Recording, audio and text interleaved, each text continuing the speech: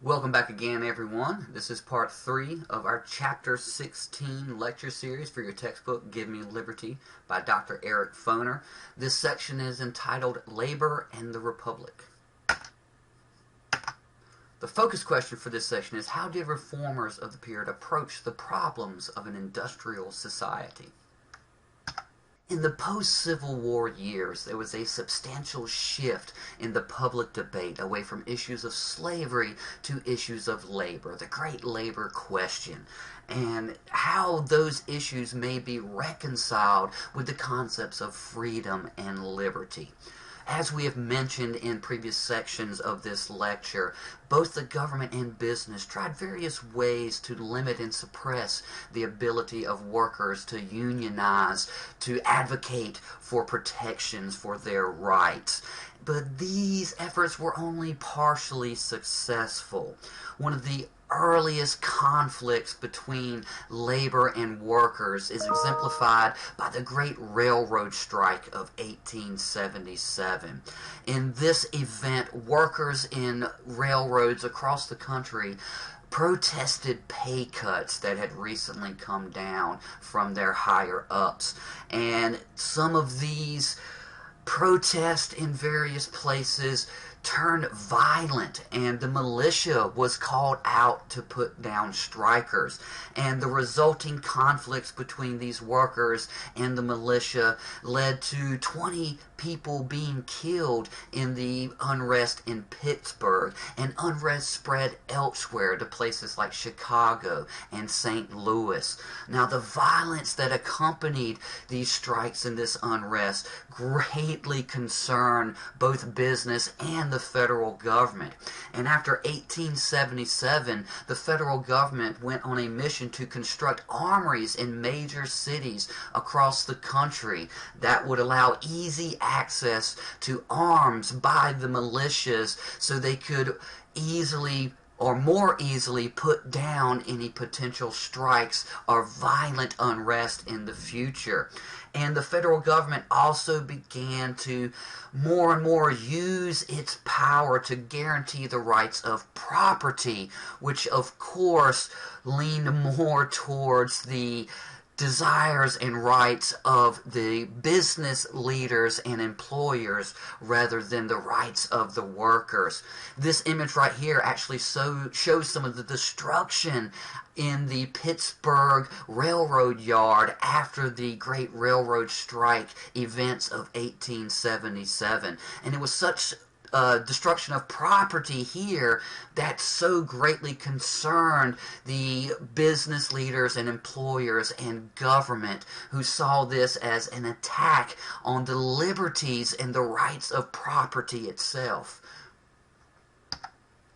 Although unionization and collectivization was not new to the post-Civil War period, the growing dominance of the labor question in public debate created fertile new ground for the proliferation of unions in the United States. And quite a few new labor and union groups emerged in this era. Perhaps the most radical of these was the Knights of Labor. This organization was the first labor union to organize both unskilled and skilled workers, women and men, and black and white laborers, a inclusive labor union, whereas the majority of the other labor unions were very exclusive and typically only catered to skilled workers or white laborers or male laborers or very specific things like that. Labor began to more and more define freedom as including a basic set of economic rights for all Americans, including things like minimum wage and maximum hour laws. Many labor groups began to advocate for socialism or socialist policies as an answer to the problem. So, as you see, the issues and debates around socialism and socialist policies are certainly nothing new to modern America. The labor question greatly brought to the debate this idea that, or the question of whether meaningful freedom could exist in a situation of extreme economic equality. And that is certainly a question that is still relevant in our own time today.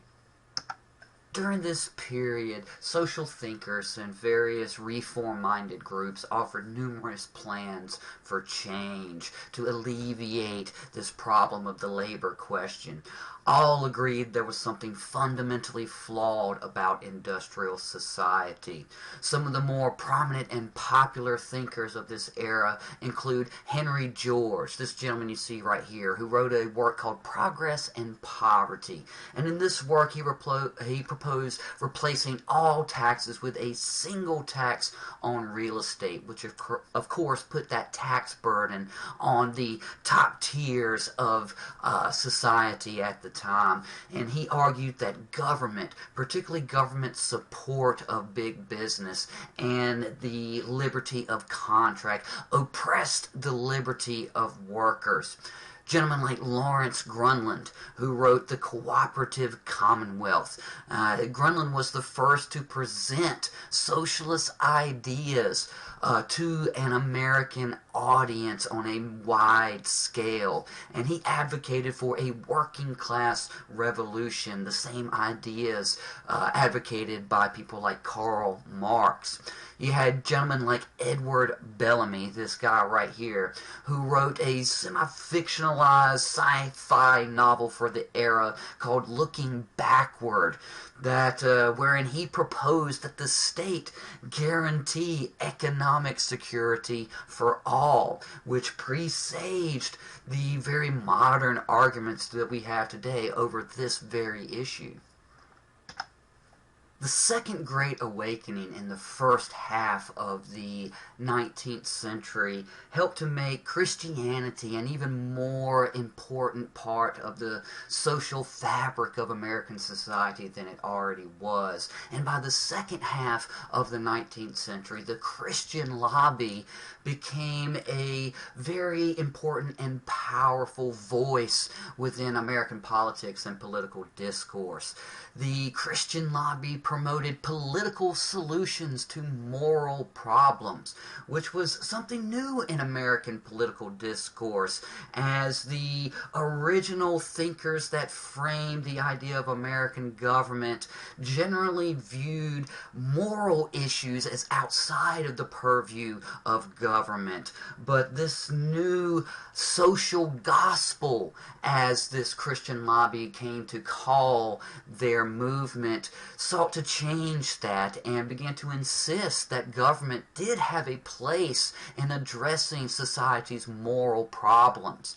The Christian lobby began to organize powerful national organizations that campaigned to outlaw things like alcohol consumption, gambling, prostitution, polygamy, and birth control. The South joined in wholeheartedly with this movement and earned the reputation as the Bible Belt, which was pretty significant because in the antebellum years, it was the South who most loudly proclaimed this idea of the separation of government from moral issues.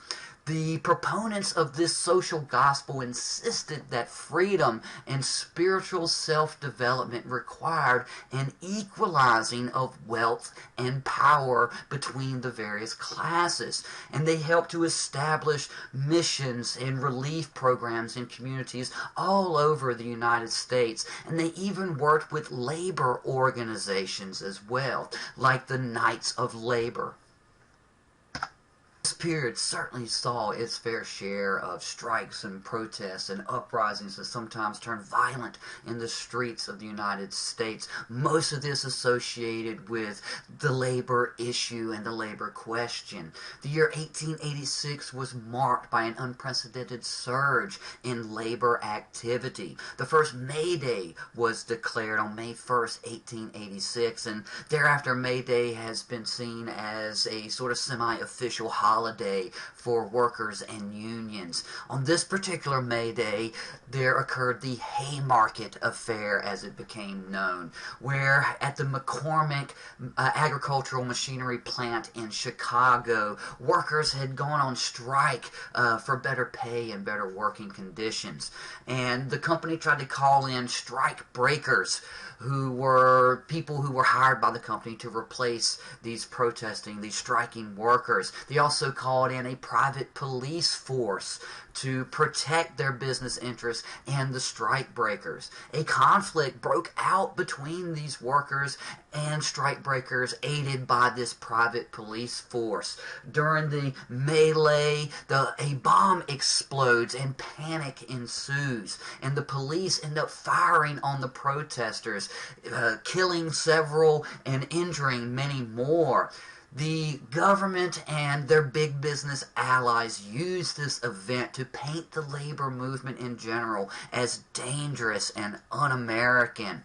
And the government ended up executing some labor leaders. And this inspired future labor advocates who saw this as an overreach of government. Although the reaction to the Haymarket affair and events like that helped to quell union organizing for the foreseeable future, what followed was an outburst of independent labor political activity, whose major aim was to end the use of both public and private police forces against striking laborers, and court injunctions against strikes and labor organizations. The year 1886 was the high point of the Knights of Labor, and it declined after increasing employer hostility and links to violence and radicalism.